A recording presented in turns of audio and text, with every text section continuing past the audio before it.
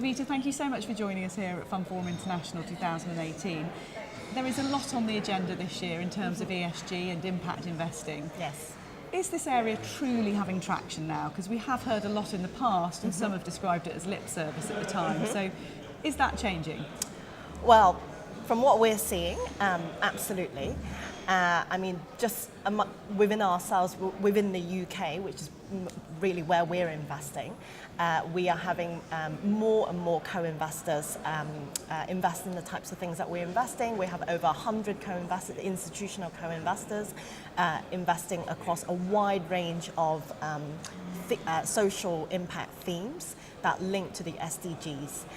So we are absolutely seeing traction, and if you look at just the sheer number of impact funds that are being launched at the moment, both with the kind of more mainstream fund management industry as well as first-time fund managers, it seems like it is a thriving marketplace. And why would you say that is? Is it a change in the demographic of the investor? Is the customer demanding this now? Yeah, well, I think from what we've heard, absolutely. I think investors are the underlying investors are absolutely asking for this type of product, and I think the financial services sector is responding to that.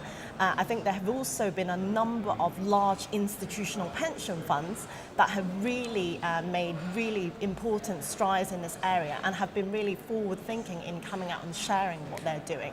So it's getting a lot of attention, and people are genuinely thinking about how they can play within that spectrum of impact investment.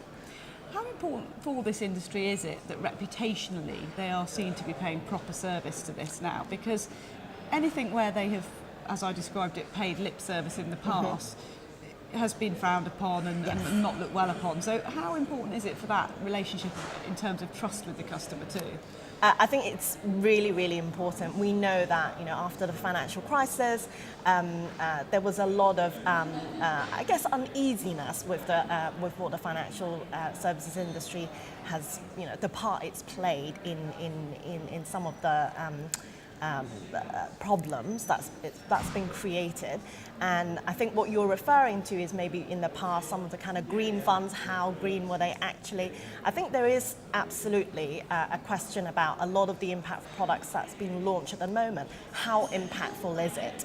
And I think really the onus is on those of us that's working in the impact investment industry to be really transparent about the type of impact that we're trying to deliver, and also for actually the asset owner, the investor, to really hold the fund managers to account and be more thoughtful about the type of impact that they're trying to achieve.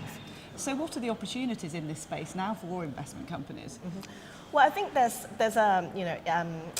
if your listeners are not familiar with something called the Impact Management Project, they should absolutely have a look. This is a coalition of about 1,000 investors, asset owners that's come together to try and have a framework about how to articulate impact and manage impact, and it very clearly states the intention. So there are opportunities in obviously just avoiding harm, so just negative screening, which is the sort of start of the impact journey, if you like.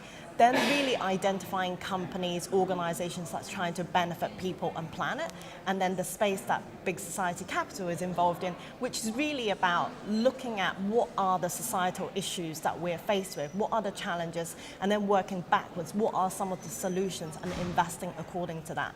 And in the UK, what we're seeing is that the social impact investment sector is growing between 20 to 30% per year, and globally that's obviously even larger. What are investors that aren't investing in this space missing out on at the moment, and what are the benefits for them as companies when they're attracting new clients potentially? Well, I think obviously, we're coming from, I guess, a sort of deep impact space. We think everybody should be doing this type of investing, but I guess even if you are not that way inclined, I guess just from a sort of purely kind of selfish reason, if you are a product provider, a fund manager, actually your customers are changing, the demographic is changing. So even from just self-interested perspective, I think it is important to look at this type of investment because quite frankly, if your customers aren't getting this type of investment opportunities from you, they would just simply go elsewhere. Thank you so much for sharing your thoughts. Great to talk to you today. Thank you. Thanks.